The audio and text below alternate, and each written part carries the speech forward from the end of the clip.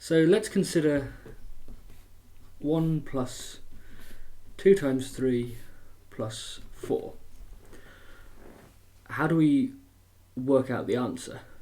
And in general, given something like this, how might we have a method for working out the answer? This is something called an expression. We've seen that word in maths before. We talk about mathematical expressions. An expression is just some symbols that are put together in a way that we understand and we know what it means. So, well, we know that using the standard rules of maths, that really there are some brackets in here, because we know that the multiplication happens before the addition. So we can do the first step, multiply the 2 by 3, and that gives us 1 plus 6 plus 4. Let's underline here to denote the part of the expression that we worked on, that we reduced. What do we do now? Well, we can either add the 1 and the 6 together, or we can add the 6 and the 4 together. We don't think about this as much when we're doing maths, because, as you know, the answer is the same. It doesn't matter which addition we do first. But in a computer language, we like to define the grammar of the language exactly, such that we always know what's going to do first. And in this the case in OCaml and lots of other programming languages, we do the left-hand side plus first. So let's do that. Well, this gives us 7 plus 4, and then one final step. There's only one remaining addition, and the answer is 11. So we have reduced the expression to its final form. We can't reduce it any further. And an expression which can't be reduced any further has a special name. We call it a value. So this is an expression, this is an expression, this is an expression, and this is an expression. But this one at the bottom is also a value, in addition to being an expression. So a value is a special kind of expression. And we call this process of turning any given expression into a value, we call that evaluation. Making a value from something, evaluation. Let's introduce another couple of words which you probably already know, but it's worth pointing them out.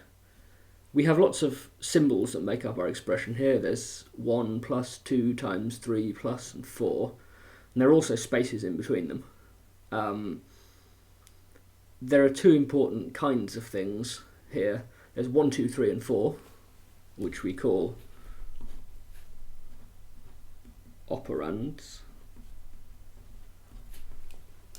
And there's things like plus and times, which we call operators. Operators operate on operands. What else can we say? Well, in languages like OCaml, in addition to having expressions, we have another concept, and that's the concept of, so let's put expressions here, and that's the concept of types. Every expression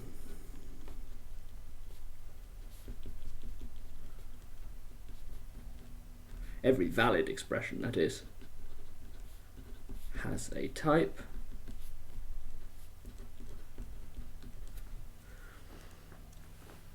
So, for example, this expression at the top, 1 plus 2 times 3 plus 4, is a valid expression, but plus times 6 is not a valid expression, and therefore it has no type.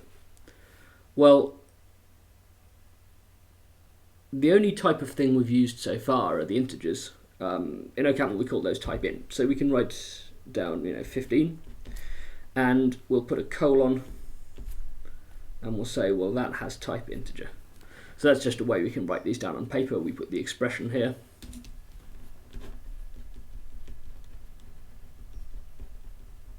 And here we put the type. So in our example above, 11 had the type int as well, because it's an integer. What about the expression 7 plus 4? Well, that whole expression has the type int as well, because when you evaluate it, you get an integer. And so in the same way, this expression, the whole expression 1 plus 6 plus 4, also has type int. And so indeed does our top level expression, 1 plus 2 times 3 plus 4.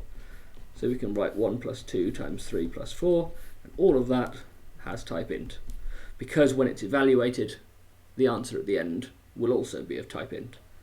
We'll see lots more types later on that aren't int. There are lots of other different kinds of types, but the only one we've used here is int. So to summarize, we say the type of an expression is the type of the value it will evaluate to.